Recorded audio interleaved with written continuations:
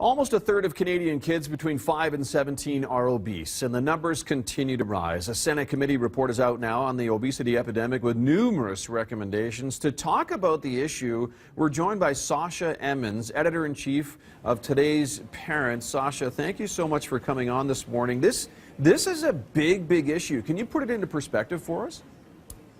It is a huge issue. As you say, it's really become an epidemic. As you mentioned, a third of Canadian kids are overweight or obese. That rate has actually tripled over the last 30 years. And many scientists who study this actually say that this is the first generation of kids that might not have a longer life expectancy than their parents. Kids who are overweight, are at risk for hypertension, for diabetes, for bone conditions, for breathing problems, for heart disease.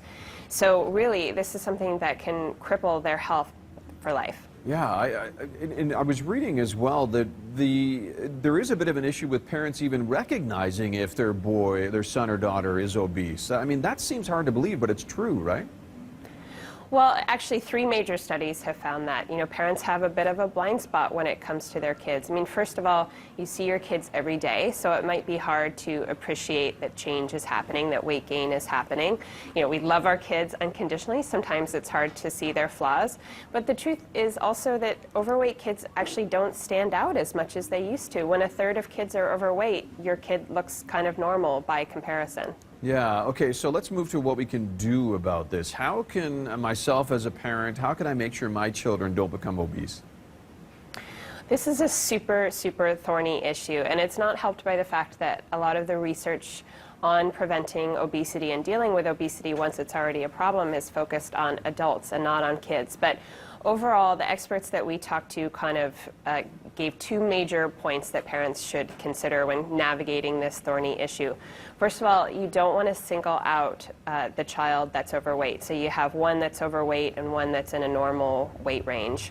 You want to make sure that you're treating everybody the same. The food that's available should be the same for everyone. You don't want to single out the child and make them feel shame. And the second thing really that parents should do is really not make it a conversation about diet or calories or food restriction.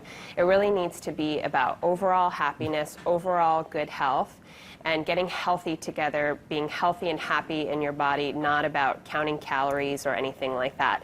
That can really lead to a lot of shame and anxiety around food, which can open a whole other can of worms when it comes to food issues, eating disorders and lots of anxiety around food. Yeah, no kidding. All right, thank you so much, Sasha. Sasha Emmons, editor-in-chief with Today's Parent. The upcoming issue of Today's Parent has a lot more on the obesity issue. Of course, Today's Parent is available on Texture by next issue.